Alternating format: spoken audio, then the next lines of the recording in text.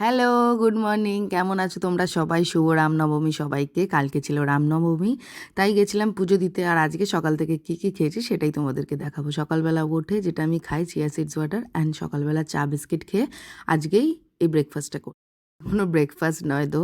তারপর আমি একটু গড়িয়াহাটে গেছিলাম, আর ওখানে গিয়ে যে এই ডালের বড়া আর যে দেশি ফ্রেঞ্চ ফ্রাইসগুলো আছে এগুলো একটু খেয়েছিলাম।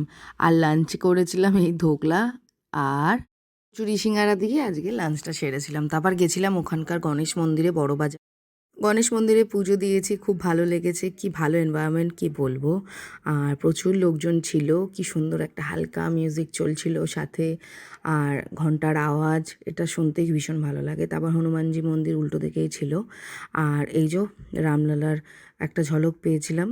আর খেয়েছিলাম প্রসাদ। আর প্রসাদ তোসাদ খেয়ে তারপর খেয়েছিলাম এই গার্লিক ব্রেডটা, যেটা খুব একটা ভালো ছিল না। আর এই যে এই বাচ্চাটার সাথে দেখা হয়ে গেছিলো, প্রেগনেন্ট ছিল। তারপর একটু চাউমিন খেয়েছিলাম দুজনে মিলে, আমি আর সৌরভ গেছিলাম, যাই হোক। তারপর নিয়েছিলাম এই ক্রিস্পি চিলি বেবিকর্নটা, যেটা খেতে অসাধারণ ছিল। আর নিয়েছিলাম এই বম্বে স্যান্ডউইচটা, যেটা আমি খাইনি, শুধু ওটাই খেয়েছিলাম। তারপর বাড়ির জন্য একটু খাবার প্যাক করিয়ে নিলাম, একটু পাওভাজি টাওভাজি। তারপর বাড়িতে ফিরলাম, সবাইকে দিলাম। কেমন লাগলো জানিও। বাই।